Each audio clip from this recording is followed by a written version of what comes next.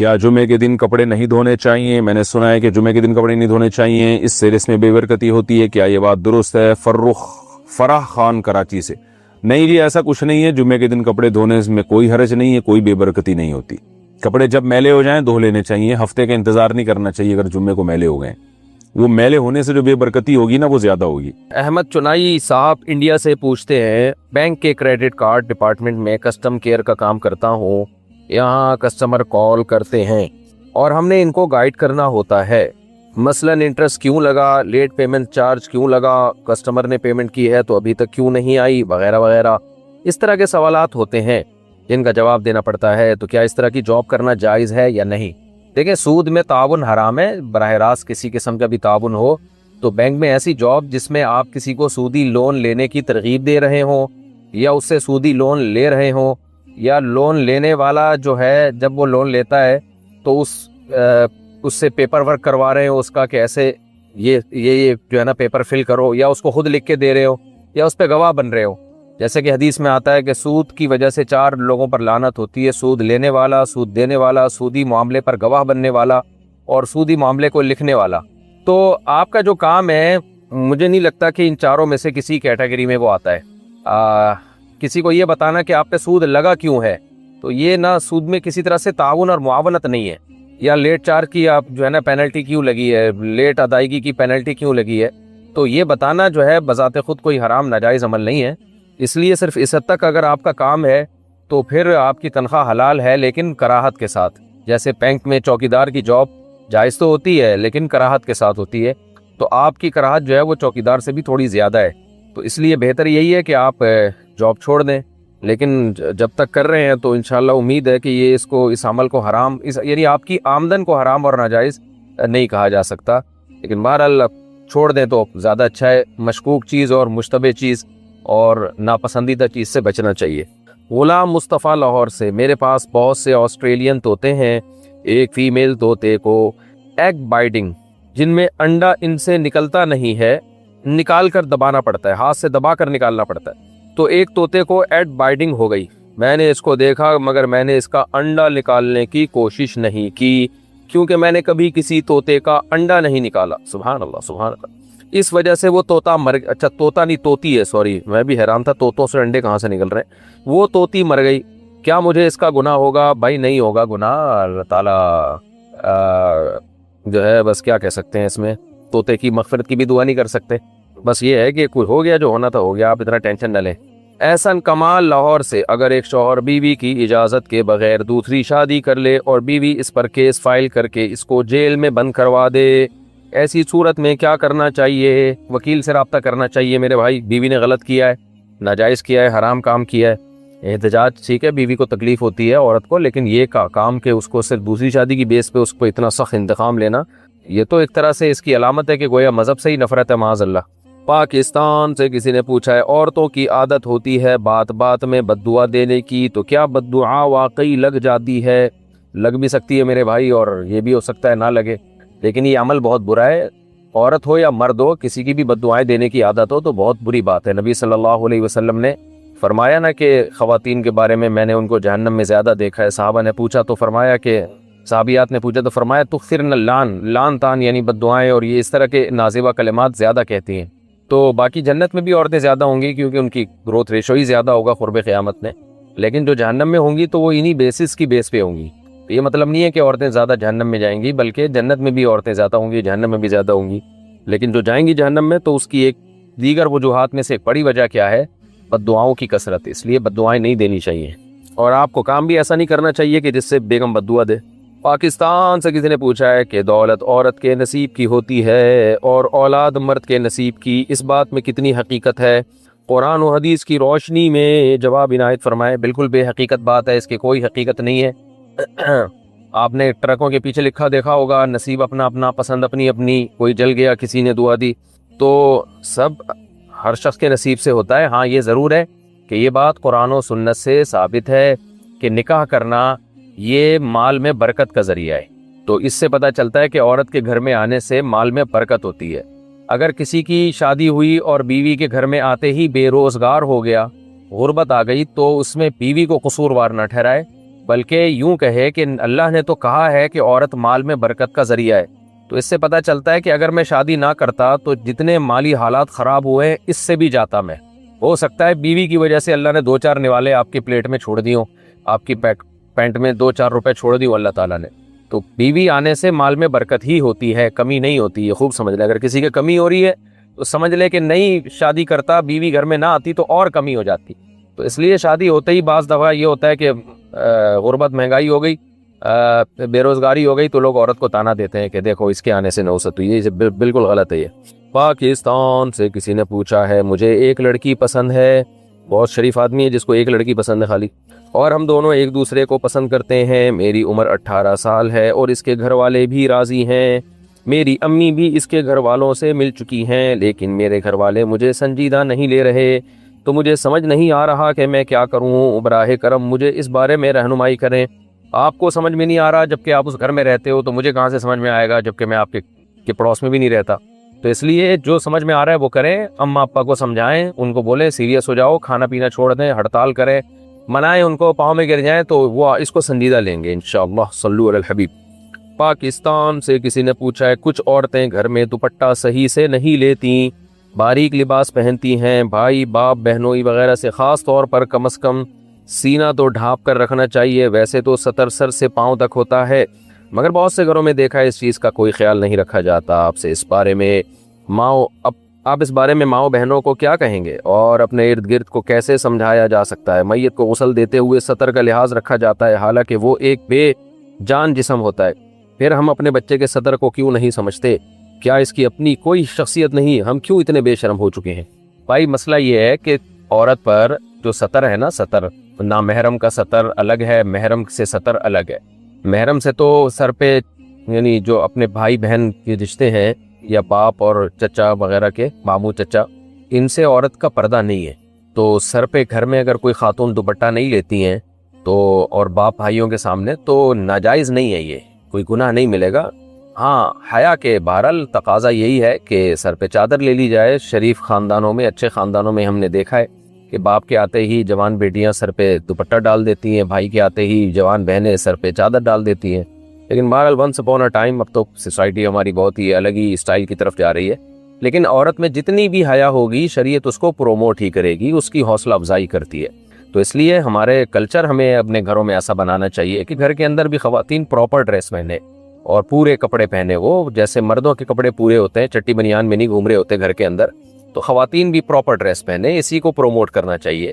باقی فرض پردہ کتنا ہے وہ میں نے بتا دیا آپ کو کہ سر پہ چادر لینا اپنے محرم مردوں کے سامنے عورت پہ فرض نہیں ہے. کلائی کھول سکتی ہے اپنے محرم مردوں کے سامنے. البتہ جو بہنوئی وغیرہ ہیں, دیور ہے, بہنوئی ہے, یہ تو نامحرم ہے, ان سے تو عورت کا پردہ ہے, ان سے تو پورا جسم چھپانا فرض ہے. ان کے سامنے آ کے بے محابہ ہو کے بیٹھ جانا یہ تو بالکل ناجائز ہے. تو اس لیے اس پر بات کرنی چاہیے اور خواتین کو محبت سے سمجھانا چاہیے کہ یہ ٹھیک عمل نہیں ہے. کیا نماز جنازہ کی دعائیں موبائل سے دیکھ کر پڑھ سکتے ہیں؟ نہیں پڑھ سکتے. موبائل کوئی بھی تحریر نماز میں دیکھ کر نہیں پڑھ سکتے. تو نماز جنازہ کی دعا یاد نہیں ہے تو اللہم اغفر لی اتنا پڑھ لیں, اللہم اغفر ہو اتنا پڑھ لیں, کافی ہے. پاکستان سے کسی نے پوچھا ہے, گھر میں غصے کی حالت میں بات بات پر اپنی بیوی یا بیٹے کو بہو کے سامنے گالیاں دینا کیسا ہے؟ میرے والد صاحب اس طرح کرتے ہیں.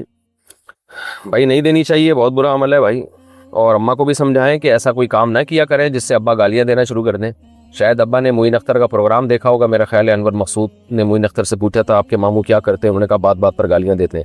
تو حالات بعض دفعہ انسان کو ایسا بنا دیتے ہیں. بہرحال اچھا کام نہیں ہے. ابا کو محبت سے سمجھا دیں, سمجھ جائے ٹھیک ہے, نہیں سمجھائیں تو آپ کی اماں خود ہی سمجھا دیں گی, آپ بیچ میں نہ پڑیں. ابا اماں کے معاملات میں زیادہ اولاد کو زیادہ نہیں فری ہونا چاہیے, اس سے اور مسائل کم ہونے کے بجائے بڑھ جاتے ہیں.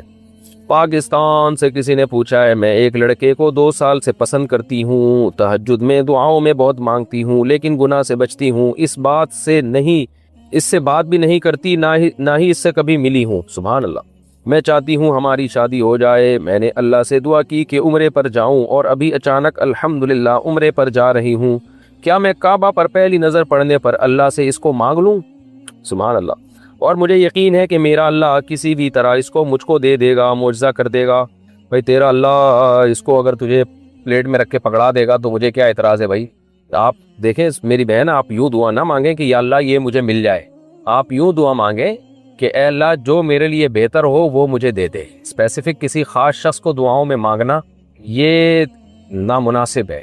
یہ آپ گویا اللہ کو مشورہ دے رہے ہیں کہ مجھے یہی چاہیے, یہی والا مال چاہیے. اب آپ کو کیا پتا وہ مال آپ کے لیے سوٹیبل ہے یا نہیں ہے. انسان جلد باز ہے, کسی کی اسمارٹنس کو دیکھ کر, اس کے ظاہری اخلاق کو دیکھ کر اور ایک دم اس کی طرف مائل ہو جاتا ہے. حقیقت تو اللہ ہی جانتا ہے کہ ان تلوں میں کتنا تیل ہے, یہ واقعی اندر سے اخلاق والا ہے یا نہیں ہے, اچھا ہے یا نہیں ہے. تو آپ اللہ سے یوں دعا مانگے, اے اللہ تیرے علم میں جو میرے لیے بہتر ہے اے اللہ وہ مجھے دے دے. تو یوں دعا مانگ لے. تو اس کو بھی اگر مانگ لیا جائے کوئی گناہ نہیں ہے, لیکن مناسب طریقہ دعا مانگنے کا رشتوں کے بارے میں یہی ہے جو میں نے آپ کو بتایا. انڈیا سے کسی نے پوچھا ہے کسی اچھے برانڈ کی پروڈکٹ جیسے کسی گھڑی, پین وغیرہ کی نقل بنانا کیسا ہے؟ ڈیزائن اور لوگو وغیرہ میں بھی اصل جیسا ہوتا ہے مگر کوالٹی میں فرق ہوتا ہے. عرب علماء تو ناجائز کہتے ہیں, آپ کی کیا رائے ہے؟ اگر اس سے کسی کو دھوکا ہو رہا ہے تو پھر یہ عمل ناجائز ہے, اگر دھوکا نہیں ہو رہا تو پھر جائز ہے. سب کو پتا ہوتا ہے مارکیٹ میں یہ اوریجنل نہیں ہے, اس کی کاپی ہے. تو کاپی اگر ہے اور صاف دیکھنے سے, تھوڑا سا غور کرنے سے پتہ چل جاتا ہے تو پھر دھوکا نہیں ہے. تو دھوکا نہیں ہے تو پھر جائز ہے, اور اگر لوگوں کو دھوکا ہو رہا ہے, لوگ اوریجنل سمجھ کے اس کو لے رہے ہیں تو پھر ناجائز ہے. نبی صلی اللہ علیہ وسلم کی صریح حدیث ہے, تو دھوکا دینے والا ہم میں سے نہیں ہے. اب دھوکے کا خطرہ ہے یا نہیں ہے یہ پھر آپ کو کمپنی والے ہی بتائیں گے, یہ میں نہیں بتا سکتا. مسرور عالم پیغمبر پور سے, محمود آباد انڈیا سے. اچھا, دونوں نے ایک ہی مسئلہ پوچھا ہے. اگر استاد ظالم ہو تو کیا پھر بھی استاد کا ادب کرنا اور استاد کی بات کو ماننا ضروری ہے, اور اگر نہ مانے تو کیا گناہ پڑے گا؟ دیکھیں, جب کسی کو استاذ بنا لیا نا تو اس کا ادب لازم ہے. اس کی بدتمیزی کرنا, بد تہذیبی کرنا, بد اخلاقی کرنا, اس سے انسان علم سے بھی محروم ہو جاتا ہے اور ادب سے بھی. اور آپ نے مقولہ سنا ہوگا نا, بے ادب بے نصیب. جو بے ادب ہوتا ہے وہ بے نصیبی ہوتا ہے, اسے کبھی بھی کچھ بھی حاصل نہیں ہوتا, بہت بے برکتی ہوتی ہے.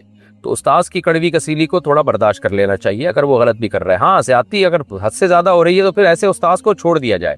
یہ نہ کیا جائے کہ اس سے بدتمیزی, بد تہذیبی. بعض دفعہ واقعی بعض استاذ ایسے کرتے ہیں, ہر وقت ایک طالب علم کو ٹاؤنٹنگ کرتے رہیں گے, اس کو طنز کرتے رہیں گے چلتے پھرتے, اس سے وہ بہت زیادہ ڈپریشن میں جاتا ہے. مارتے ہیں بلا وجہ, اور بعض جگہوں تو بے تحاشا مارا جاتا ہے. تو ایسا کوئی واقعی ظلم ہو رہا ہو تو پھر جو ہے اس میں پھر یہ کرنا چاہیے کہ پرچی پہ لکھ کے دے دیا جائے الگ سے کہ بھئی آپ جس طرح کر رہے ہیں مجھ سے یہ چیز برداشت نہیں ہو رہی ہے, میں بہت سینسیٹیو ہوں, تو مجھ سے کائنڈلی اس کا خیال کریں. تو ہم نے دیکھا ہے کہ بعض دفعہ ٹیچر کو ایسی بات لکھ کے دے دی جائے تو وہ خیال کرنا شروع کر دیتے ہیں. لیکن اگر پھر بھی خیال نہیں کر رہے تو پھر چھوڑ دیا جائے, پھر وہاں سے آپ کہیں اور موو کر جائیں, بدتمیزی نہ کریں آپ, پھر کہیں اور موو کر جائیں. ایسے موقع پہ والدین کو بھی چاہیے کہ اپنے بچے کا جو ہے نا پھر وہ ساتھ لیں. بعض دفعہ بعض ٹیچر بہت مارتے ہیں, پیٹتے ہیں, بچہ ماں باپ کے سامنے آ کے روتا ہے کہ میرے نیل پڑے ہوئے ہیں, لیکن ماں باپ بچے کو سپورٹ نہیں کرتے. بعض غریب گھرانوں میں ایسا دیکھا ہے ہم نے, بچہ بہت اس سے بہت بد اخلاق بھی بن جاتا ہے. تو وہی ایسی صورت میں جو ہے نا ٹیچر کو سمجھانا چاہیے کہ آپ کیا کر رہے ہو, ہم نے آپ کو ٹارچر سیل کے لیے تھوڑی یہاں بھیجا ہے کہ ٹارچر سیل کھولا ہوا ہے آپ نے. تو آپ اعتدال کے ساتھ پنشمنٹ بھی کریں, سب کچھ ہے, لیکن حد سے زیادہ نہیں.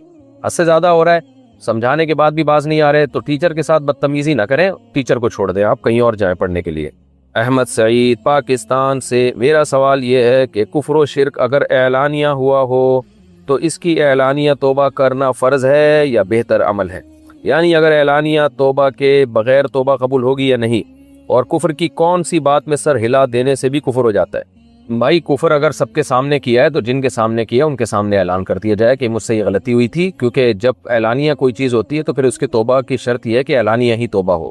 باقی اگر کوئی چھپ کے توبہ کرے تو اللہ قبول کر لے تو ہمیں کوئی اعتراض نہیں ہے. ہم کون ہوتے ہیں اللہ کے معاملات میں دخل اندازی دینے والے؟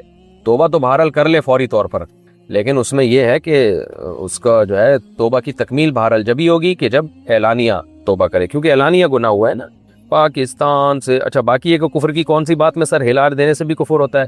بھائی کسی نے صاف واضح لفظوں میں اسلام کو برا بلا کہا, پیغمبر کو معاذ اللہ برا بلا کہا, آپ نے کہا ہاں سر ہلا دیا کہ ہاں میں اس پہ ایگری ہوں, تو یہ بھی کفر ہی ہے.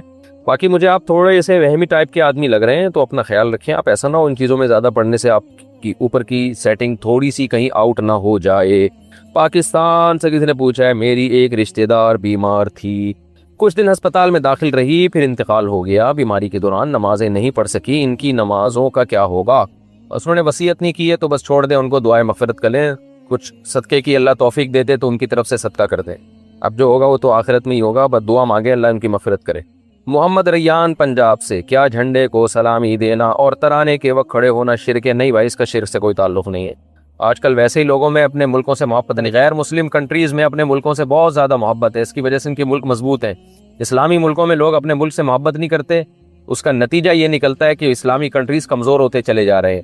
تو اسلامی ملک اگر کوئی ہو تو اس کو تو زیادہ پروٹوکول دینا چاہیے تاکہ ملک کی حفاظت ہو، تو حفاظت ہوگی تو آگے پروگرام چلے گا، ورنہ تو بیڑا غرق ہو جائے گا۔ پاکستان سے کسی نے پوچھا ہے، جب بی بی حوا اور آدم علیہ السلام کو زمین پر بھیجا گیا تو دونوں کو ایک دن بھیجا گیا یا الگ الگ وقت، یا دونوں کے فرق سے بھیجا گیا؟ اور زمین پر آدم علیہ السلام کی شیطان سے ملاقات ہوئی ہے یا نہیں ہوئی ہے؟ اور اگر ہوئی تھی تو دونوں کے درمیان کیا باتیں ہوئی تھیں؟ یا اللہ، بہت ٹائم ہے بھائی اس بندے کے پاس۔ دیکھو، بی بی حوا اور آدم علیہ السلام کو تو اکٹھا ہی بھیجا گیا ہے اللہ نے زمین میں۔ وجہ اس کی ہے کہ اللہ تعالیٰ نے جو بیوی ہے نا اس کو صاحبہ فرمایا قرآن میں، وصاحبتہ وبنیہ، صاحبہ کہتے ہیں ساتھ رہنے والی۔ تو جو میں ایک لفظ استعمال کرتا ہوں نا، شادی ہوگی تو پھلترو کی طرح چپک گئی آپ کے ساتھ، تو آپ کے پاس اگر وسائل ہیں، اللہ نے گنجائش دی ہے، تو جہاں بھی جاؤ بیگم کو ساتھ لے کے جاؤ۔ تو یہ کیسے ہو سکتا ہے کہ اللہ تعالیٰ نے بیوی کو صاحبہ یعنی ہم سفر کہا ہو، اور آدم علیہ السلام اتنی اہم سفر پہ روانہ ہوئے کہ زمین پہ اتر رہے ہوں اور وہاں اللہ نے بیگم کو ساتھ نہ بھیجا ہو، انڈیویجولی دونوں کو بھیجا ہو کہ آپ نکل جائیں، اگلی فلائٹ سے جو ہے اماں ہوا آ رہی ہیں، یا اماں ہوا کو بھیج دیا کہ آپ پہلے چلے جائیں، پھر اگلی فلائٹ سے حضرت آدم آ رہے ہیں، ایسا کچھ بھی نہیں ہے۔ دونوں اکٹھے ہی آئے ہیں اور اکٹھا ہی دونوں کا جینا مرنا ہوا ہے۔ اور اس میں یہ لیسن بھی ہے، سبق بھی ہے کہ بھائی جب شادی ہو جاتی ہے تو بیگم آپ کے ساتھ ہی رہے گی۔ باقی شیطان سے ملاقات ہوئی، کیا گپ شپ ہوئی، یہ اس بارے میں آپ شیطان سے رابطہ کریں۔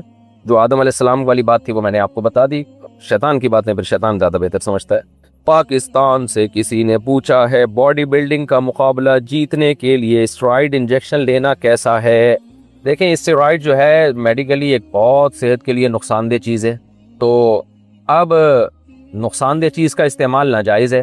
اب کتنا نقصان ہوگا کس کو، کتنا نہیں ہوگا، کیا نقصان کے بعد اس کی تلافی بھی ہو سکتی ہے؟ بعض لوگ اسٹیرائڈ لیتے ہیں لیکن پھر کچھ ایسا کر لیتے ہیں کہ وہ نقصان جو ہونے والا تھا وہ نہیں ہوتا ان کو، تو یہ سب چیزیں آپ کو ڈاکٹر صاحبان اچھا بتا سکتے ہیں۔ میں تو ایک اصولی بات کر سکتا ہوں کہ اگر اس سے ایسا نقصان ہو رہا ہے کہ اس کی تلافی نہیں ہو سکتی، پھر یہ حرام اور ناجائز ہے، ایک بات۔ نمبر دو، اگر اس سے آپ دھوکہ دے رہے ہیں کسی کو تو بھی ناجائز ہے۔ دونوں باتیں نہیں ہیں تو پھر جائز ہے۔ تو اب یہ بات ڈاکٹر زیادہ اچھی بتا سکتے ہیں کہ اس میں نقصان کا پہلو کتنا ہے۔ یار محمد جیکب آباد سے، بلوچستان کا بارڈر ہم سے بہت قریب ہے، بھائی اسمگلنگ کرنی ہے تو اپنی ذمہ داری پہ کرو، میرے کندھے پہ رکھ کے بندوق نہ چلاؤ، یہ اسمگلنگ سے متعلق سوال ہے۔ میں صرف یہ بتا سکتا ہوں کہ اسمگلنگ کے نتیجے میں جو پیسہ ملتا ہے وہ پیسہ بہرحال حلال ہوتا ہے، باقی اسمگلنگ اللیگل ہے۔ یعنی آپ نے کسی دوسرے ملک سے اللیگل کوئی چیز لا کے کسی دوسرے ملک میں بیچی تو وہ چیز اگر جائز ہے، کوئی چرس، ہیروئن یا ڈرگ وغیرہ نہیں ہے، کوئی موبائل ہے، پیٹرول ہے، تو وہ اس سے جو آمدن حاصل ہوگی وہ بہرحال حلال ہوگی۔ البتہ یہ عمل غلط ہے کیونکہ اللیگل کام کر رہے ہیں آپ۔ اچھا، اب اللیگل میں بھی پھر یہ ہے کہ حقیقی معنوں میں اللیگل ہو، واقعی پابندی ہو۔ بعض دفعہ جو ملک کی گورنمنٹ ہے وہ کاغذ میں کہہ رہی ہوتی ہے اللیگل ہے، لیکن اس نے خود لوگوں کو پرمیشن دی ہوتی ہے گورنمنٹ لیول پہ، اس میں کچھ حکمتیں ہوتی ہیں۔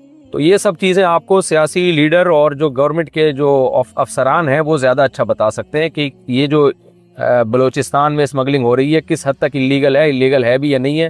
تو یہ سب باتیں آپ وہاں کے جو بھی گورنمنٹ لیول پہ جو لوگ ہیں، جو ریلائبل لوگ ہیں، 2 نمبر لوگ نہیں، ان سے آپ پوچھیں لاء کیا اس بارے میں ہے، وہ آپ کو بتائیں گے۔ باقی میں صرف اتنا بتا سکتا ہوں کہ ایسا کوئی پیٹرول آپ جب لاتے ہیں تو اس سے آمدن جو حاصل ہوتی ہے وہ بہرحال حلال ہوتی ہے۔ البتہ اسمگلنگ کا گناہ ہوگا اگر یہ ناجائز ہے، کیونکہ جو ہے وہ جو بھی انتظامی معاملات ہوتے ہیں اس میں حکومت کی اطاعت لازم ہوتی ہے، اور ناجائز بھی جب ہے جب یہ واقعی اللیگل ہو، کاغذ کی حد تک نہ ہو، گورنمنٹ لیول پہ اس کو اللیگل ہی سمجھا جاتا ہو، تو پھر وہ آپ حکومتی اہلکاروں سے پوچھیں، وہ آپ کو بتائیں گے کہ یہ قانون دکھانے کے لیے ہے یا حقیقت میں بھی ہے، یہ میں نہیں جانتا اس بارے میں۔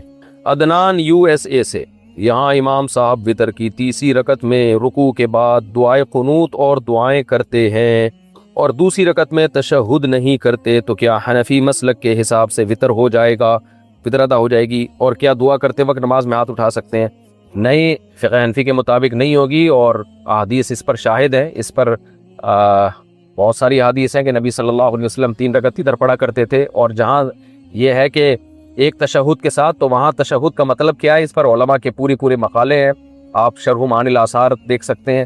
اور یوٹیوب پہ بھی اس پر مفتی رشید احمد خورشید صاحب جو جامعۃ الرشید کے استاد ہیں، انہوں نے بھی ایک بڑا زبردست کلپ ریکارڈ کروایا، وہ بھی دے سکتے ہیں، میں بھی کبھی موقع لگا تو کرا دوں گا۔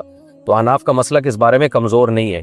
احناف جو طریقہ بتاتے ہیں کہ 2 رکعت کے بعد آپ نے بیٹھ کے اتحیات پڑھنی ہے، اس کے بعد کھڑے ہونا ہے، یہ طریقہ صحیح احادیث سے ثابت ہے، اور اس طریقے سے وتر سے متعلق جتنی حدیثیں ان میں تطبیق ہو جاتی ہے۔ لیکن بہرحال مسئلہ جب اختلافی ہو تو اس میں شدت جائز نہیں ہوتی، کیونکہ دیگر ائمہ اس کے قائل ہیں کہ 2 رکعت کے بعد آپ تیسری رکعت کے لیے ڈائریکٹ بھی کھڑے ہو سکتے ہیں۔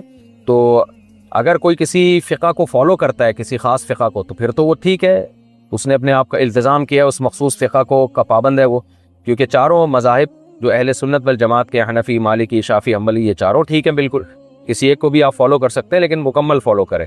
جب آپ فقہ حنفی کو فالو کر رہے ہیں تو پھر مکمل فالو کریں، ایسا نہیں ہوتا کہ آپ جو ہے کیکڑا کھانے کے لیے شافعی بن جائیں اور جو ہے وہ بغیر ولی کی اجازت کے نکاح کرنے کے لیے آپ حنفی بن جائیں، اس لیے کہا جاتا ہے۔ تو اب وطر کی جماعت کیونکہ لازم نہیں ہے، لہذا ایسی صورت میں حنفی کو چاہیے کہ وہ الگ نماز پڑھے۔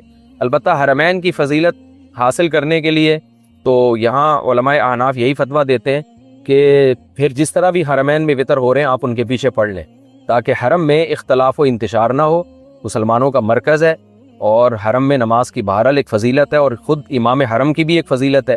تو اگرچہ وہ فقہ حنبلی کو فالو کرتے ہیں، لیکن ایسی صورت میں وطر کی نماز ان کے پیچھے بہرحال جائز ہوگی بلا کراہت، جس طرح سے وہ پڑھ رہے ہیں آپ بھی اسی طرح سے پڑھ لیں حنفی ہونے کے باوجود، تاکہ حرم کی فضیلت سے آپ محروم نہ ہو۔ البتہ باقی جو فرض نمازیں ہیں وہ بہرحال پڑھی جائیں گی، کیونکہ فرض نماز جماعت سے پڑھنا واجب ہے۔ اس میں یہ نہیں دیکھا جائے گا کہ پڑھانے والا حنفی طریقے سے پڑھا رہا ہے، شافعی طریقے سے پڑھا رہا ہے، اس میں یہ نہیں دیکھا جائے گا۔ فرض نماز میں وہ تو وطر تو چونکہ جماعت لازم نہیں ہے نا اس کی، وہ تو ایک انفرادی بھی پڑھی جا سکتی ہے، اس کی جماعت کی اتنی اہمیت نہیں ہے، جبکہ فرض نماز تو بہرحال جماعت سے ہی لازم ہے۔ تو اس میں کوئی بھی امام ہو، شافعی ہو، مالکی ہو، جس طرح سے پڑھا رہا ہے آپ اپنی نماز اپنے طریقے سے اس کے پیچھے پڑھیں، الگ نماز نہ قائم کریں آپ، یہ پھر غلط ہو جائے گا۔ پاکستان سے کسی نے پوچھا ہے مکہ میں ایک نماز 1,00,000 نمازوں کے برابر ہے، کیا یہ بات صحیح ہے؟ اور اگر ایسا ہے تو کیا یہ ہماری قضا نمازوں میں جمع ہوں گی؟ یہ بالکل صحیح حدیث سے ثابت ہے کہ مکہ میں ایک نماز 1,00,000 نمازوں کے برابر، مدینہ میں 1,000 نمازوں کے برابر، لیکن اس کا یہ مطلب نہیں ہے کہ آپ فجر کی 2 فرض قضا پڑھ لیں تو وہ 1,00,000 قضا نمازوں کے برابر ہو جائیں گے، یہ ہرگز مطلب نہیں ہے۔ فرض نماز جو قضا ہو گئی وہ قضا ہی پڑھنی پڑے گی آپ، اس لیے آپ جو ہے ثواب کی نیت سے حرم میں جتنی چاہے نمازیں پڑھیں، 1,00,000 نمازوں کا ثواب ملے گا، لیکن قضا نمازیں اس سے ذمے سے ساقط نہیں ہوں گی۔ پاکستان سے کسی نے پوچھا ہے میری پہلی بیوی نے شادی کے 1 سال بعد طلاق لے لی تھی اور میرا 25 دن کا بیٹا لے کر ماں کے گھر چلی گئی تھی، ہم نے ہر طرح سے کوشش کی، نہ وہ واپس آئی نہ ہی بچے سے کبھی ملنے دیا، بعد میں اس نے شادی کر لی، جعلی ڈاکومنٹس بنوا کے اپنے بیٹے کو اپنا بھائی بنا دیا اور اس کا نام اور ولدیت سب بدل دی، آج اس بات کو 12 سال ہو گئے، مجھے نہیں معلوم کہ وہ بچہ کہاں ہے، کیا مجھ پر اس بچے کا اب بھی حق ہے کوئی؟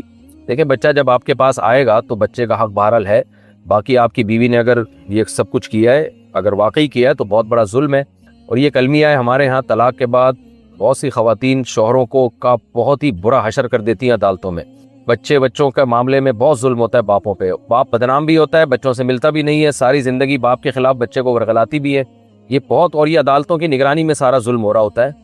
اس ظلم کے خلاف آواز اٹھانی چاہیے، وکلاء کو جمع ہونا چاہیے کہ بھائی جیسے بچہ ماں کا ہے ایسے باپ کا بھی ہے، قرآن میں اللہ نے کہا ہے لا تضار والدۃ بولدہا ولا مولود لہ بولدہ، کہ نہ بچے کی وجہ سے باپ کو کوئی تکلیف ہو نہ ماں کو تکلیف ہو، دونوں مل کے پالے، علیحدگی کے بعد بھی دونوں مل کے پالے، لیکن ہو یہ رہا ہے جس کی لاٹھی اس کی بھینس، تو اس لیے اس کے خلاف آواز اٹھانی چاہیے۔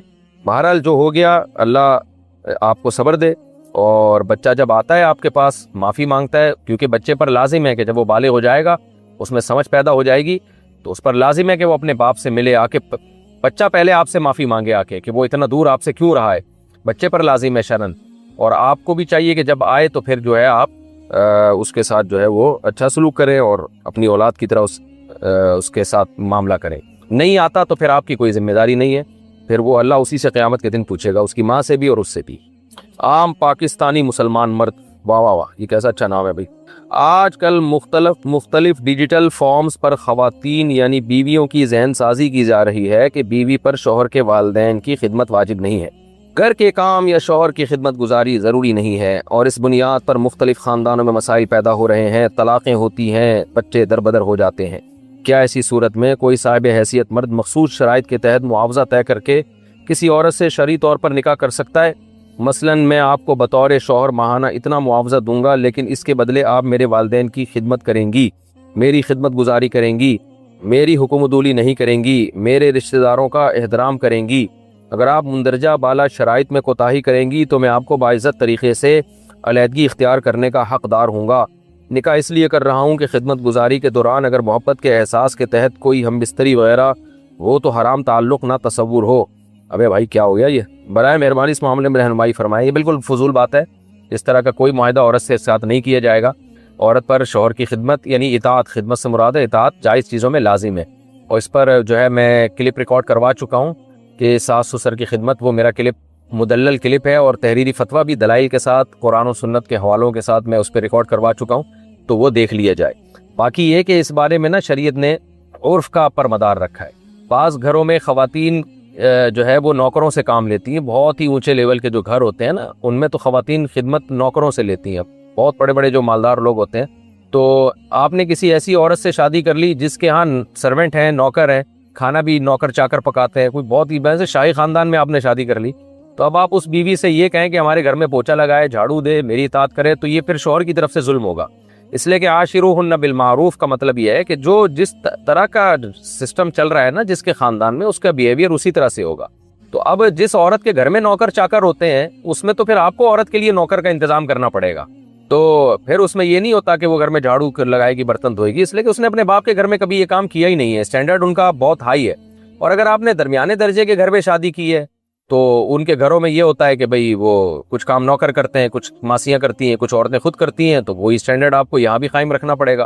اور ایسے گھر میں شادی کی ہے جہاں سارا کام گھر کی عورتیں ہی کرتی تھی تو یہاں کے عورت ہی کو پورا گھر سنبھالنا پڑے گا۔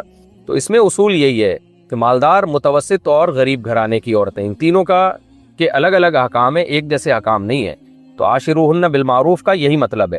تو اب لیکن اس پہ یہ معاوضہ لینا کہ میری خدمت کرو گی تو میں تمہیں پیسے دوں گا، اگر یہ معاہدہ ہو بھی گیا تو اس کی کوئی شرعی حیثیت ہے نہیں۔ ہاں اپنے طور پر میاں بیوی کی انڈرسٹینڈنگ ہے کہ آپ بولو بھائی بیگم تم زیادہ خدمت کرو گی تو میں تمہیں جیب خرچی زیادہ دے دوں گا، تو اس میں کوئی حرج نہیں ہے، لیکن شرعاً نہ شوہر پہ ایسی پابندی لازم ہوگی، نہ عورت پر اس بیس پر خدمت لازم ہو جائے گی، یہ معاہدہ ہی شریعت میں کالعدم ہے۔ تو باقی خواتین کو چاہیے اپنے ساس سسر کی خدمت کیا کریں۔ جو اسکالر کہتے ہیں کہ ساس سسر کی خدمت نہیں ہے، تو مجھے ایک بات بتاؤ، ساس پانی مانگ رہی ہے اور آپ کی بہو بیوی کہتے کہ میں نہیں پلاؤں گی، تو کیا گزرے گی ماں کے اوپر؟ تو یہ کچھ باتیں کہنے کی حد تک ہوتی ہیں، پریکٹیکل لائف میں ان کا کوئی حقیقت نہیں ہوتی۔ ہاں یہ ضرور ہے کہ اس بات کا ساس سسر ناجائز فائدہ بھی اٹھاتے ہیں، بہوؤں پہ ظلم کرتے ہیں، زیادتی کرتے ہیں، بہت زیادہ خدمت لے رہے ہوتے ہیں، تو یہ سب غلط ہے۔ تو اس بارے میں میرا کلپ ہے، وہ آپ یوٹیوب پہ سرچ کریں، وہ سن لیں، وہ زیادہ مدلل ہے، فی الحال اتنا ہی کافی ہے۔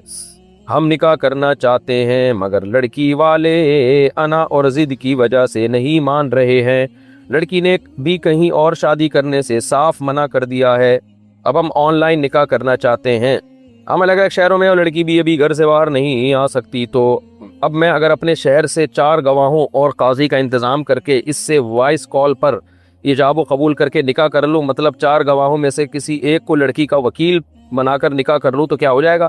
لڑکی کا ولی صرف اس کا ایک بھائی ہے، وہ نہیں مان رہا، وہ ایک دفعہ لڑکی کی زبردستی شادی کرنے کی کوشش بھی کر چکا ہے۔ بھائی صاحب یہ حرکت آپ ہرگز نہ کریں، میں کبھی بھی نہیں مشورہ دیتا، اس میں لڑکیوں کی زندگیاں بہت برباد ہو جاتی ہیں، مردوں کے تو مزے ہو جاتے ہیں، اس میں مرد استعمال کر کے تھوڑے دنوں میں مرد کا دل بھر جاتا ہے، پیچھے خاندان انوالو نہیں ہوتا، وہ لڑکی کو لٹکا دیتا ہے۔ تو میں آپ کی ہوتے رہ جانے والی منگیتر کو یا ہوتے رہ جانے والی محبوبہ کو مشورہ یہی دوں گا کہ یہ آپ ہرگز یہ حرکت نہ کریں۔ تو اپنے لڑکی کو چاہیے اپنے گھر والوں کو منائے، روئے دھوئے، بہت مسائل کھڑے ہوتے ہیں ماں باپ کی مرضی کے بغیر شادی کرنے میں، ماں باپ کو زیادہ پتا ہوتا ہے کہ کہاں کرنی چاہیے کہاں نہیں کرنی چاہیے، لیکن اگر واقعی والدین یا بھائی ظالم ہیں، زبردستی اس کی مرضی کے بغیر کہیں نکاح کر رہے ہیں اور واقعی اس کی شادی میں دلچسپی نہیں لے رہے، جو ہزاروں میں 2-4 ایسے کیس ہوتے ہیں، 99% تو بھائی والدین اچھا ہی سوچتے ہیں اپنی بیٹی کے لیے، لیکن اگر کوئی ایسا 100 میں 1% کچھ ایسے لوگ بھی ہوتے ہیں، ظالم ہوتے ہیں، بیٹیوں پر ناحق اپنی دھونس جما رہے ہوتے ہیں، ان کی شادی میں دلچسپی نہیں لے رہے ہوتے یا غلط جگہ شادی کر رہے ہوتے ہیں، تو ایسی صورت میں بھی پھر لڑکی کو چاہیے کورٹ کا، عدالت کا سہارا لے، تو ایسے اسکائپ پہ اور اس طرح سے نکاح نہ کرے۔ ہاں کوئی طلاق یافتہ لڑکی ہو، بیوہ ہو، میچور ہو، 40-45 سال اس کی عمر ہو، وہ تجربے کار ہوتی ہے، اس کا معاملہ الگ ہے، لیکن اس طرح کنواری لڑکیاں، نوعمر لڑکیوں کو اس طرح سے اسکائپ پہ نکاح کر کے وہ بہت ہی ان لڑکیوں کا فیوچر تباہ ہو جاتا ہے، تو اس لیے میں کبھی بھی اس کا مشورہ نہیں دوں گا۔ پاکستان سے کسی نے پوچھا ہے کسی بندے نے مکان بنایا, اس کے وارث میں بچوں میں سے ایک بیٹی فوت ہو گئی, اس بیٹی کی کوئی اولاد نہیں تھی, اس بیٹی کے شوہر کا اس مکان میں کوئی حصہ بنتا ہے یا نہیں؟ نہیں بھائی, کوئی نہیں بنتا. داماد کا حصہ نہیں ہوتا وراثت میں, سسر کی وراثت میں یا ساس کی وراثت میں. اس کے بعد وہ بچوں میں سے ایک بیٹی, باقی بچوں کو ملے گا, داماد کو نہیں ملتا. پاکستان سے کسی نے پوچھا ہے مجھے ہر وقت نزلہ رہنے کی وجہ سے میری سانس سے بہت بری بو آتی ہے, اور جب بھی میں مسجد میں جاتا ہوں تو دوسرے لوگوں کی نماز خراب ہوتی ہے, اب میں کیا کروں؟ کیا میں گھر میں نماز پڑھوں؟ جی آپ گھر میں نماز پڑھیں. پبلک پلیسز پہ جانا اگر آپ میں اسمیل آ رہی ہے تو ٹھیک نہیں ہے آپ کے لیے. پیاز کھا کے نبی صلی اللہ علیہ وسلم نے مسجد میں آنے سے منع کیا ہے, تو نزلے کی بدبو تو زیادہ ہوتی ہے, اس کا علاج بھی کریں, اور جب تک علاج نہیں ہوتا گھر میں نماز پڑھیں. اچھا میرے بھائی, پاکستان سے کسی نے پوچھا ہے پبلک پلیس میں ٹھیلا لگا کر چیزیں فروخت کر سکتے ہیں؟ بعض جگہوں پر منع بھی ہوتا ہے, اس طرح سے ہونے والی آمدن حلال ہوگی یا حرام؟ آمدن تو حلال ہوگی, آپ ٹھیلے میں اپنی چیزیں بیچ رہے ہیں, لیکن غیر قانونی جگہ پہ کھڑے ہو کر ٹھیلا نہیں لگانا چاہیے, اللیگل کام ہے, تو اس لیے یہ نامناسب کام ہے. اور اگر باقی لوگوں کو تکلیف ہو رہی ہے, بعض دفعہ گورنمنٹ قانون بناتی ہے لیکن خود گورنمنٹ نے چھوڑا ہوا ہوتا ہے کہ لگاؤ ٹھیلے, تو اس میں ہم لوگوں کو مشورہ دیں کہ اللیگل ہے, ناجائز ہے. اگلا کہتا ہے ناجائز ہے, تو پوری قوم نے ٹھیلے لگائے ہوئے ہیں تو ہم نے لگا لیا تو کیا ہو گیا؟ گورنمنٹ ہی کو چاہیے جب تم نے کسی کام کو اللیگل کہا ہے تو پھر اس کو خود عمل کرواؤ بھائی لوگوں سے. تو پھر ہم بھی کہیں گے یار گورنمنٹ اس میں سیریس ہے تو لہذا ناجائز ہے. گورنمنٹ سیریس نہیں ہوتی تو ہم پھر کیسے ناجائز کہیں اس بات کو؟ میرے شوہر کے عورتوں سے تعلقات ہیں, میں نے بہت دفعہ لڑائیاں کی مگر وہ سدھرنے والا نہیں ہے. نہیں سدھرے گا, اتنے آرام سے یہ ٹھرک ختم نہیں ہوتی. میں شادی سے پہلے جس لڑکے سے دوستی کے سے تعلق میں تھی میں نے اس سے دوبارہ تعلق قائم کر لیا. استغفر اللہ استغفر اللہ. وہ بھی اب شادی شدہ ہے. وہ مجھے کہتا ہے کہ شوہر سے طلاق لے لو, تو وہ مجھ سے شادی کرنے کو تیار ہے, رہنمائی فرمائے میں کیا کروں؟ آپ کے شوہر نے جو کام کیا تھا آپ نے اس سے بھی زیادہ گندا کام کر لیا, تو آپ کے شوہر اور آپ میں کوئی فرق رہا نہیں ہے, تو دونوں ہی ایک جیسے نکلے. بہرحال آپ اس زنا سے توبہ کریں, اور شوہر اگر طلاق دے دے تو لے لے طلاق اس سے, اگر دے دیتا ہے وہ نہیں دیتا اور بیسک حقوق پھر بھی پورے کر رہا ہے تو پھر آپ کے پاس کوئی آپشن نہیں ہے, شوہر کے ساتھ ہی رہنا پڑے گا. اور یہ نہیں ہو سکتا کہ شوہر کے ناجائز تعلقات ہیں تو عورت بھی ناجائز تعلقات بنا لے.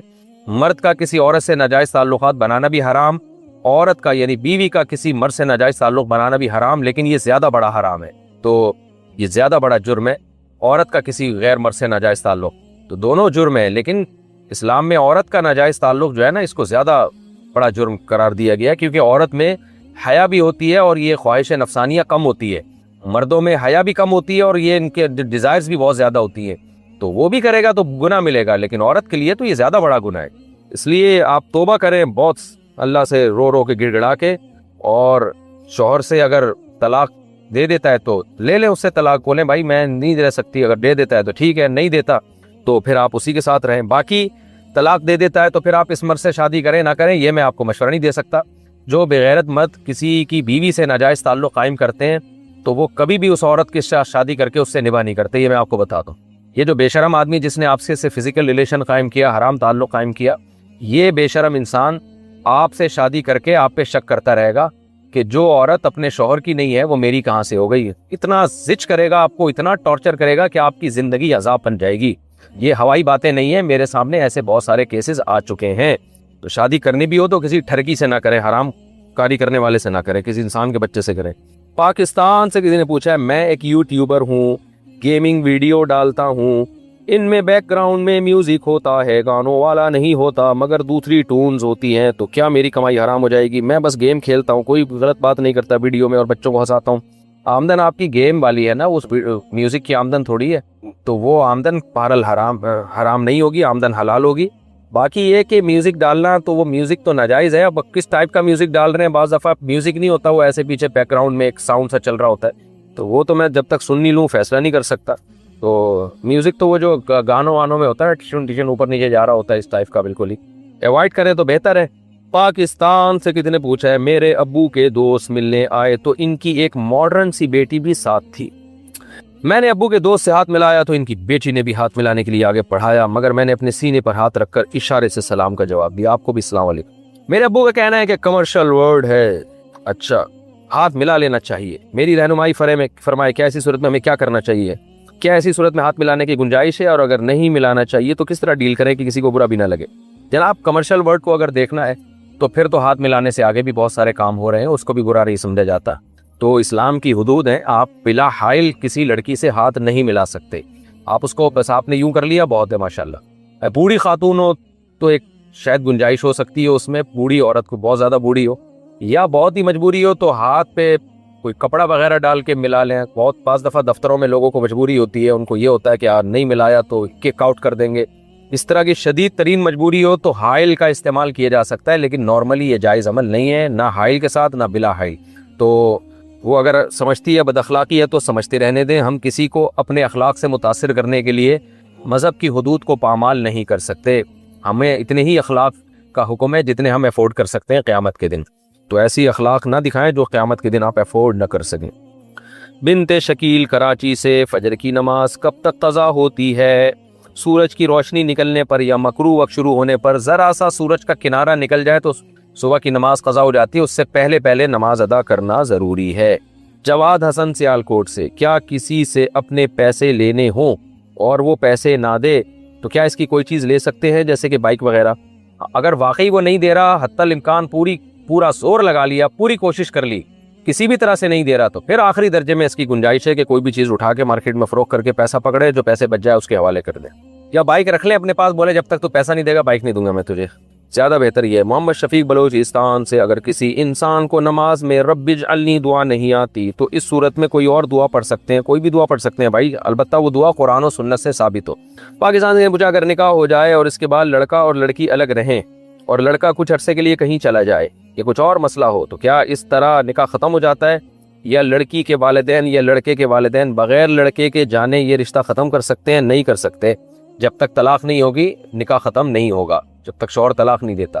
اور اگر شوہر طلاق بھی نہیں دے رہا اور بیوی کو رکھ بھی نہیں رہا اور بیوی جانے کے لیے تیار ہے تو پھر ایسی صورت میں عدالت سے نکاح ختم کرایا جا سکتا ہے. عورت عدالت میں ثابت کرے میرا اس سے نکاح ہوا ہے اور میں اس شخص کے ساتھ رہنا چاہتی ہوں. یہ نہیں کہے کہ میں نہیں رہنا چاہتی مجھے طلاق چاہیے، نہ، بلکہ وہ کہے میں رہنا چاہتی ہوں، رخصتی چاہتی ہوں، لیکن یہ آدمی نہ رکھ رہا ہے نہ طلاق دے رہا ہے، تو اس کو مجبور کریں یا تو مجھے لے کے جائے، نہیں لے کے جاتا تو مجھے چھوڑے. شوہر عدالت کو نوٹس بھیجے گی بھائی انسان کا بچہ بن جا، تیری بیوی ہے، اس کو لے کے جا، تو رخصتی کر کے لٹکایا ہے کیوں تو نے اس کو. تو اگر وہ لے کے چلا جائے تو ویل ڈن، نہیں لے کے جاتا تو پھر عدالت کہے گی چھوڑو اس کو. چھوڑتا بھی نہیں ہے تو پھر یہ تعنت ہے. تو متعنت جو ہے تعنت کے بالکل ضدی ہٹ درم ہے، تو پھر ایسی صورت میں کورٹ جو ہے وہ خود سے نکاح بھی ختم کر سکتی ہے. پاکستان سے کسی نے پوچھا، اگر کوئی شخص مذہب سے پھر جائے یا مذہب تبدیل کرنے کی باتیں کرتا ہے تو کیا اس کا نکاح ٹوٹ جاتا ہے اور دوبارہ نکاح کرنے کی کیا صورت ہو سکتی ہے؟ اور اگر وہ دین میں لوٹ آئے تو کیا دوبارہ نکاح ہو سکتا ہے؟ مذہب تبدیل کرنے کی باتیں بھی کرے گا تو کافر ہو جائے گا، کیونکہ اس کا مطلب ہے اس نے کفر کو بہت ہلکا لے لیا ہے، مشورے لے رہا ہے کہ اسلام چھوڑ دوں کہ نہیں چھوڑ دوں. تو وہ مشورے جب لے گا تو اسی وقت کافر ہو جائے گا وہ، اور اس کا نکاح ٹوٹ جائے گا. تو ایسی صورت میں اس پر لازم ہے کہ توبہ بھی کرے اپنے اس عمل سے اور نکاح بھی دوبارہ کرے. نہیں کرتا تو پھر عورت کے لیے جائز نہیں ہے کہ اس شخص کو اپنے قریب آنے دے. محمد میوات انڈیا سے، میں اپنے بیٹے کو تعلیم دلوانا چاہتا ہوں مگر میرے مالی حالات ایسے نہیں ہیں، تو کیا میں سرکار سے لون لے سکتا ہوں؟ لون لینے کی شرط یہ ہے کہ وہ میرے بیٹے کو تعلیم کے بعد جاب لگنے پر اپنی سیلری سے چکانا ہوگا. سودی لون نہیں لے سکتے آپ تعلیم کی خاطر. سودی لون لینے کی گنجائش صرف اس صورت میں ہے کہ جب آپ کی بیسک بنیادی ضرورت پوری نہ ہو رہی ہو. مثال کھانے کے لیے روٹی نہیں ہے، رہنے کے لیے کچھ جگہ بھی نہیں ہے آپ کے پاس، تو ایسی شدید مجبوری میں کوئی حلال لون نہیں دے رہا، پھر ایک مجبوری ہے. لیکن تعلیم اضافی چیز ہے، ہونی چاہیے، لیکن یہ ایسی وہ نہیں ہے کہ اس کے لیے جو ہے آپ سودی لون لینا آپ کے لیے جائز ہو جائے. بغیر کسی وجہ کے بیوی کو طلاق دینے والوں کے بارے میں اسلام کیا کہتا ہے؟ بغیر وجہ کے بیوی کو طلاق دینا، ابغض الحلال الی اللہ الطلاق، حدیث میں آتا ہے اللہ کو سب سے ناپسندیدہ چیز حلال چیزوں میں طلاق لگتی ہے. اور دوسری بات یہ کہ اپنی بیٹی بہنوں کے لیے جو سوچتے ہو، نبی صلی اللہ علیہ وسلم نے فرمایا جو دوسروں کے لیے پسند کرتے ہو اپنے لیے بھی وہ پسند کرو. جو بغیر کسی وجہ کے اپنی بیوی کو طلاق دیتے ہیں ان کو سوچنا چاہیے کہ آپ کی بہن بیٹی کو کوئی بغیر وجہ کے طلاق دے دے، اس کا گھر اجاڑ دے، تو آپ پہ کیا دل پہ آرے چلیں گے؟ تو یہ بہت ہی غیر اخلاقی حرکت ہے. باقی حرام اور ناجائز اس کو واضح لفظوں میں اس لیے نہیں کہا جا سکتا کہ اگر وہ اکٹھی 3 طلاقیں نہیں دیتا، وقفے کے ساتھ دیتا ہے، سنت کے مطابق دیتا ہے، تو اس کو ہم ملامت اس لیے نہیں کر سکتے، یعنی حرام اس لیے کہہ سکتے کہ دل کی حالت اللہ ہی جانتا ہے. اب اس کی بیوی اس کے ساتھ کیا بیہیویئر کر رہی تھی، کیا معاملات چل رہے تھے، تو یہ مرد ہی اس کو بہت دفعہ ایکسپلین نہیں کر پاتا. وہ اگر شریعت کہتی نا کہ طلاق دینا اس صورت میں جائز ہے، اس صورت میں جائز نہیں ہے، تو پھر جب بھی کوئی مرد طلاق دیتا تو پھر اس کو یہ بتانا پڑتا میری بیوی میں یہ خرابی ہے اس لیے میں نے طلاق دی ہے. تو شریعت نے یہ معاملہ چھپا دیا ہے کہ بھئی اگر تم نے طلاق دی ہے تو تمہیں بتانا ضروری نہیں ہے کہ تمہاری بیوی میں کیا خرابی تھی. تو اس لیے اللہ نے اس کو حلال رکھا ہے تاکہ لوگ اس کو पूछ पूछ के तंग ना करें, वरना फिर होता यही है कि लोग तलाक देते हैं, फिर लोग पूछते हैं क्यों दी है, वो कहते हैं भाई मैं जानूं, मैंने दी है, मुझे ज़्यादा पता है, तो फिर लोग उसको टॉर्चर करते हैं, भाई क्यों कर उजाड़ दिया, तो फिर वो बताता है मेरी बीवी में ये खराबी, मेरी बीवी में ये खराबी। तो इसलिए शरीयत ने हर चीज़ में पर्दा रखा है, तो इसलिए तलाक को हलाल तो करार दे दिया, लेकिन ये बता दिया कि ये कोई अच्छा काम नहीं है, पसंदीदा काम नहीं है। सालार साहब कराची से, जवानी में बिला उज़र बैठ कर नमाज पढ़ने से नमाज हो जाएगी। फ़र्ज़ नमाज और वितर नमाज वो बिला उज़र बैठ के पढ़ने से नहीं होती, ना सफ़र में ना हज़र में। हाँ, आपको खड़े होने की जगह ही ना हो तो एक अलग बात है, लेकिन नफिल और सुन्नतें आप बैठ के पढ़ सकते हैं। बैरून मुल्क से किसी ने पूछा है, चंद साल पहले मैंने अपने शौहर को बोला कि मैं बाल काट रही हूँ, जिस पर उन्होंने गुस्से से बोला कि अगर तुमने बाल काटे तो मेरी बीवी नहीं। इस बात को लेकर मैं बहुत परेशान हूँ। मैं जानती हूँ कि बाल काटना गुनाह है, मगर मेरे बाल इतने बड़े हैं कि मुझसे संभाले नहीं जाते। शौहर का कहना है कि उन्होंने समझाने की नीयत से बोला था, हरगिज़ ये मतलब नहीं था कि खुदा न ख्वास्ता तलाक की नीयत हो। रहनुमाई फरमाया कि मैं बालों को बराबर कर सकती हूँ कि गुनाह तो नहीं मिलेगा। नहीं, इससे तलाक नहीं वाक़ई होगी। अलबत्ता बाल काटना औरत के लिए नापसंदीदा अमल है। लंबे बाल रखें आपके मियाँ, तो इसका मतलब नेचर पर है, फितरत पर है। मर्द को औरत के लंबे बाल ही पसंद होते हैं अगर वो आदमी है। अल्लाह ने औरत को लंबे बाल दिए ही जीनत के लिए, तो हाँ, नोकें बराबर करने में कोई हरज नहीं है। तो शौहर अगर बाल काटने से मना कर रहा है तो शौहर की इताअत लाजिम है औरत पर। आज हमारी ख़वातीन आज़ाद बहुत हो गई हैं, जिससे घरेलू मसाइल बहुत खड़े हो रहे हैं, गैर ज़रूरी आज़ादी। तो शौहर अगर बाल काटने की इजाज़त नहीं दे रहा तो फिर औरत पर लाजिम है शौहर की इताअत करे। हाँ, इतने बड़े हो गए हैं कि नोकें निकल रही हैं तो नीचे से बराबर किए जा सकते हैं, उसमें शौहर को खामखा में उसको टांग अड़ाने का कि नोकें भी बराबर ना करो, तो ये फिर गलत बात हो जाएगी। वज़ू करते हुए पहले पैर धोकर फिर बाकी वज़ू कर सकते हैं। क्यों भाई, तमीज़ से वज़ू करने में क्या खराबी है? पहले हाथ धो लें, कुल्ली कर लें, नाक में पानी डाल लें, तो पहले पैर धोकर बाकी वज़ू करेंगे तो सुन्नत मुअक्कदा है तरतीब से वज़ू करना, तो सुन्नत मुअक्कदा की मुखालफत होगी, और सुन्नत मुअक्कदा की मुखालफत करने वाला काबिल मलामत है। कभी कभार हो जाए तो फिर भी सवाल पैदा हो ना, कभी कभार भी क्यों हो, लेकिन अगर कोई इस तरह करता है तो फिर गुनहगार होगा, आदत बना लेता है। तो किसी इंसान की कसम खाने का इस्लाम में क्या हुक्म है? अगर इंसान की कसम खाकर तोड़ दी तो क्या कफ़ारा होगा? अल्लाह की कसम के अलावा किसी और की कसम उठाना जायज़ नहीं है, और ऐसी कसम मुनक़िद भी नहीं होती। अगर तोड़ दे तो ना कोई गुनाह है ना कोई कफ़ारा है।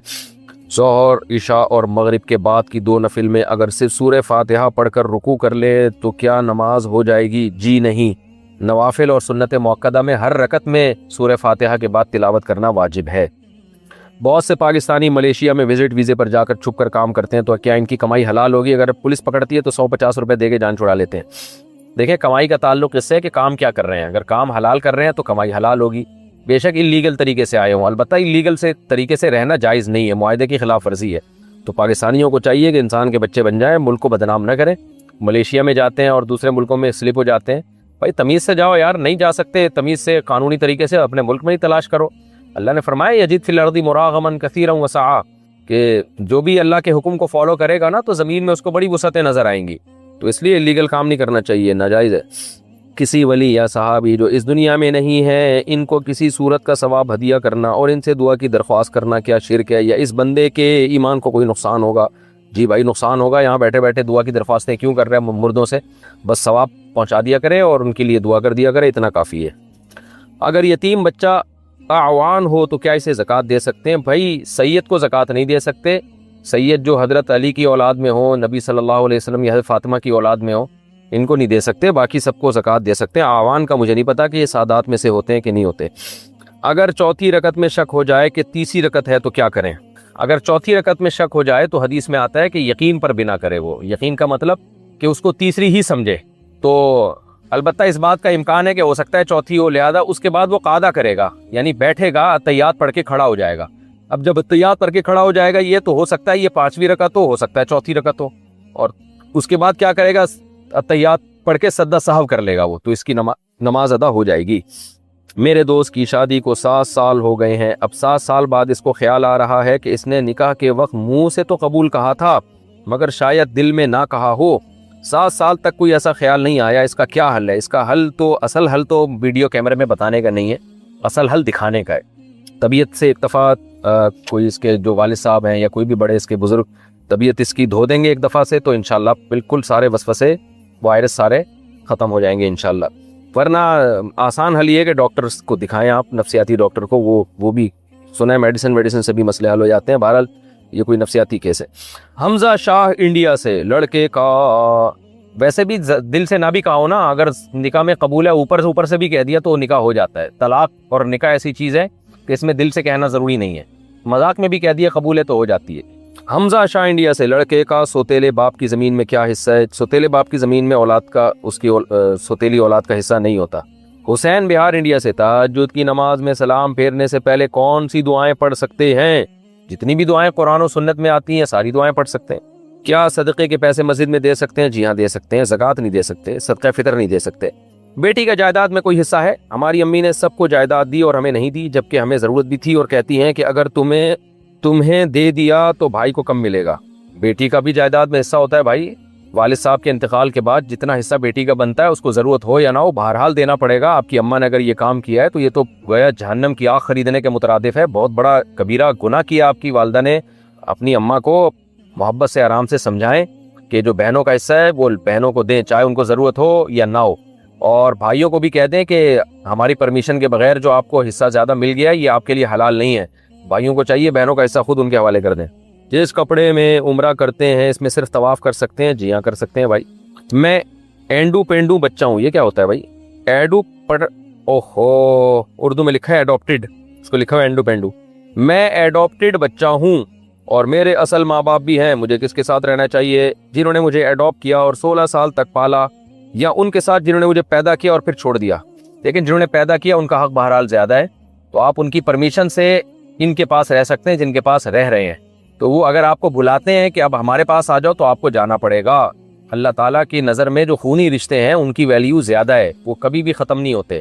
تو آپ کے اوریجنل سچی مچی کی امی اور سچی مچی کے جو ابو ہیں وہ اگر آپ کو کہتے ہیں اب ہمارے پاس آ کے رہو تو پھر آپ پر ان کی اطاعت لازم ہوگی. اور اگر ان کی اجازت ہے تو پھر آپ جنہوں نے آپ کو پالا ہے ان کی بھی احسانات ہیں آپ کے اوپر, تو پھر آپ اپنے اصل پیرنٹس کی اجازت سے ان کے پاس رہ سکتے ہیں, کوئی حرج نہیں ہے اس میں.